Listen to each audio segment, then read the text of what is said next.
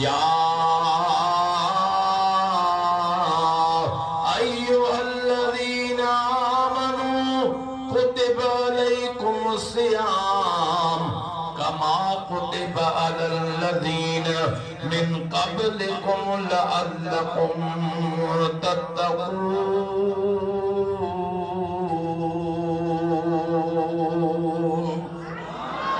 मुझा मौला जेको दिल सां सुभान अल्लाह करे उनजे बच्चन के कुरान जो हाफिज़ बना जा।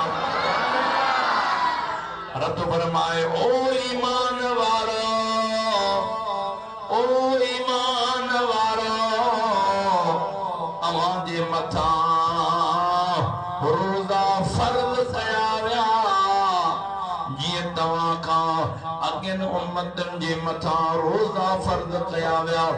मत को सोचे या आज़माश ये रोज़ा असा महबूब जे उम्मतन जे मथा नबियन जे मथा होया अलाइन।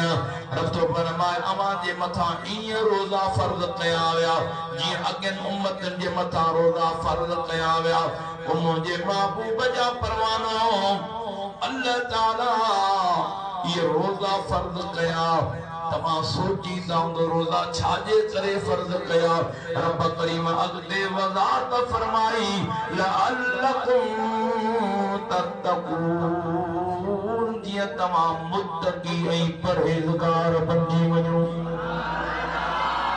अदा सजो साल खाओ पियो था रब करीम जूं नेमतूं खाओ पियो था पर अवां के तकवा प्यारा दोस्तों गुनहगारीअ में जिंदगी गुजरी वई आ। ये दिल गुनाह में कारी थी चुकी आ। हाने रब करीम एड़ियूं त बरकत वारा ये महीनो रमजान जो अता फरमायो आ जेको खास मुझे मुस्तफा जे गुनहगार उम्मत जे बरकतुन जे लाए तकवा लअल्लकुम तत्तकून जीअं तव्हां मुत्तकी ऐं परहेज़गार बणजी वेंदो। तव्हां कहिड़ी भी इबादत कयो प्यारा दोस्तों, नमाज भी पढ़ो, रोज़ो प्यारा दोस्तों हज भी कयो, ज़कात भी ॾियो, पर ही वाहिद रब करीम जी इबादत आ। वाहिद मुझे महबूब रसूलुल्लाह जा परवाना या रब ऐं पाने जे विच में हिकिड़ो लिखियल राज़ आहे।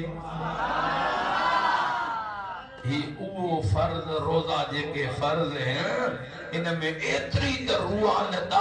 तव्हां जॾहिं रोज़ो रखंदो ऑटोमेटिक पाण में रूहानियत समझंदो। ऑटोमेटिक तव्हां जे दिल में ख्याल ईंदो शैतान केतिरा भी प्यारा दोस्तों विसविसा पर माण्हू गुनाहनि जे वेझो न ईंदो।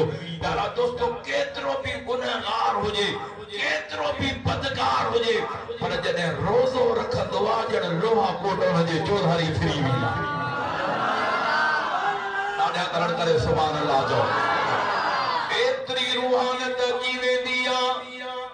चाहे के कमरे में बंद हुजे दिल में रब जो खौफ हूंदो आहे। दुनिया वारा नथा ॾिसन मुंहिंजो रब त ॾिसे थो भले सतन कोठनि जे अंदर बंद हुजे। कभी गुनाह खां परे हूंदो, न खाईंदो न पीअंदो, छो जो उहा तकवा तुंहिंजे अंदर में अची वई। उहो तो रोज़ो रखियो अल्लाह ताला परहेज़गारी तो में अल्लाह ताला यादा फरमाई। ये रोज़े रखण जूं बरकतूं आहिनि। जेको रोज़ो रखंदो आहे रब करीम ये बरकतूं उनखे नसीब फरमाईंदो आहे।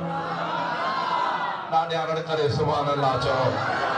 रोज़ा फर्ज़ है न रोज़ा हे वाजिब या सुन्नत न आहे। फर्ज़ माना उहो ऐनी हाओ तव्हां सां रखणो आहे। का मजबूरी आहे, को उज़्र आहे, अहिड़ो शरई मजबूरी आहे त पोइ प्यारा दोस्तों रोज़ा तूं क़ज़ा करे सघे थो, को भी माफ़ी न आहे। मुझे महबूब रसूलुल्लाह जा परवाना हे महबूब जे सदके हेड़ियूं नेमतूं मिलियूं आहिनि।